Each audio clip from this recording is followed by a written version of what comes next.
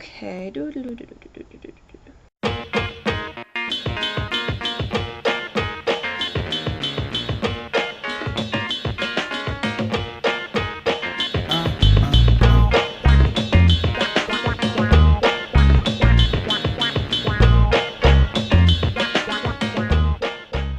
Hey there, back again for my next review, which is of All Hail Megatron, issue 5. I told you guys that I was going to try to get these out kind of fast. Once again, we have the alternate cover that is just some concept artwork. This is a little better than the last one because at least Drift is in this issue. I don't know if they actually call him by name, but you could look for him and he's there.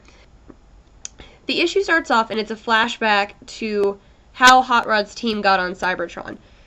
Basically what it says happens is that they're chasing a Decepticon ship and it's about to do a quantum jump, and so they decide to follow it, only to find out that that probably wasn't the best idea because there's like 4 more waiting for them. So they basically walk right into a trap, they lose control of the ship, and they end up having to crash land on Cybertron. Hot Rod explains that they've been trying to survive just like the other group has. They've been stocking all their energon, but they don't think it's going to last them that long. And as Hot Rod is explaining their situation to them, oh man, this voice comes from behind them and asks, "Who's in charge of this mess?" And we meet Hot Rod's entire team. Actually, it's Cup's team. The Autobots on the team are Cup, Roadbuster, Perceptor, Blur, Blaster, Springer, and Drift. So, see, it's an intense team. Then we go back to Daniel Witwicky, who we did not see in the last issue. And we come to find out that he has basically put his own son, whose name is Spike. That's cute. They switched the names because, you know, Spike was the dad in G1, so that's cute. So he's basically put his son on a suicide mission. His son's team is supposed to use this special weapon to take out Megatron. Quick note, the picture they have of Megatron is like a mugshot, and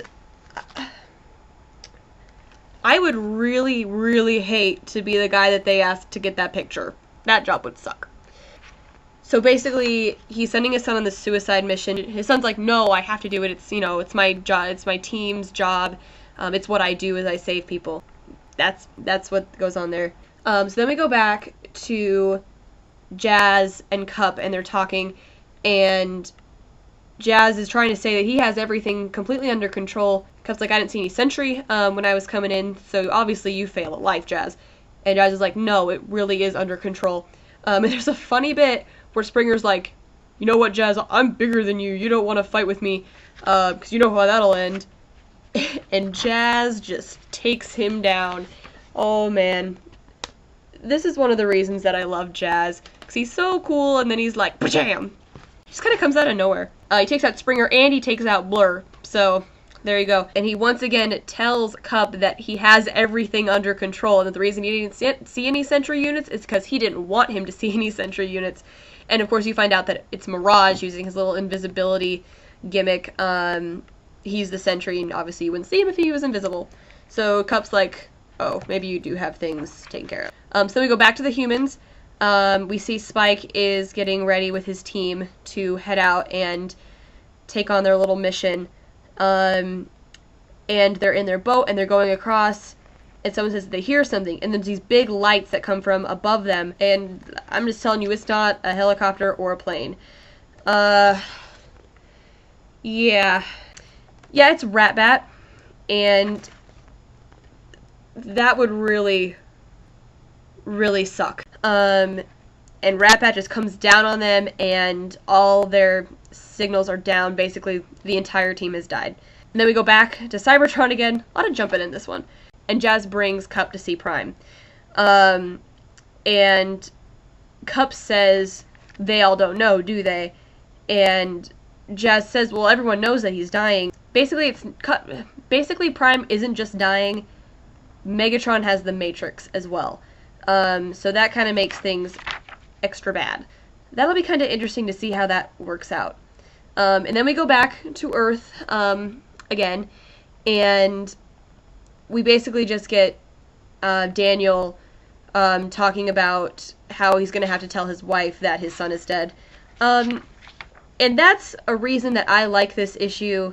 Kind of like I said in the last issue, I like when we find out why we were supposed to care about the human characters, and this is exactly it. So this is a good issue for the humans.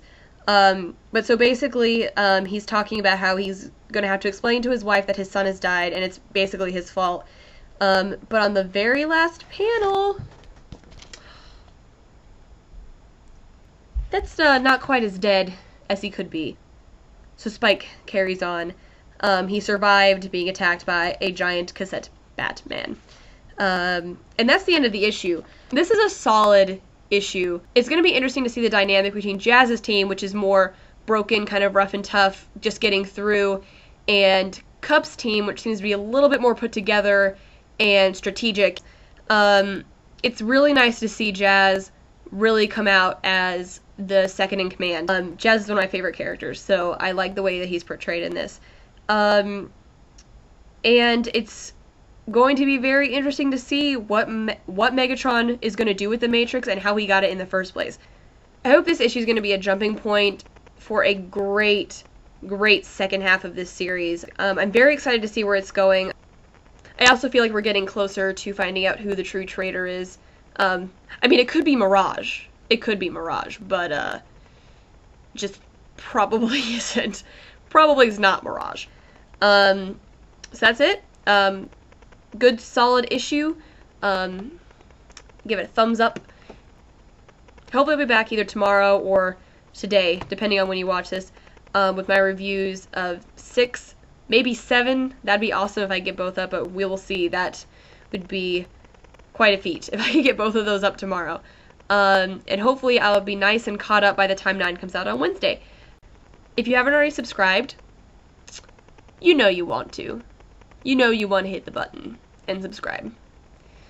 So, do it. Subscribe. So that's it. I'll talk to you guys later. See ya.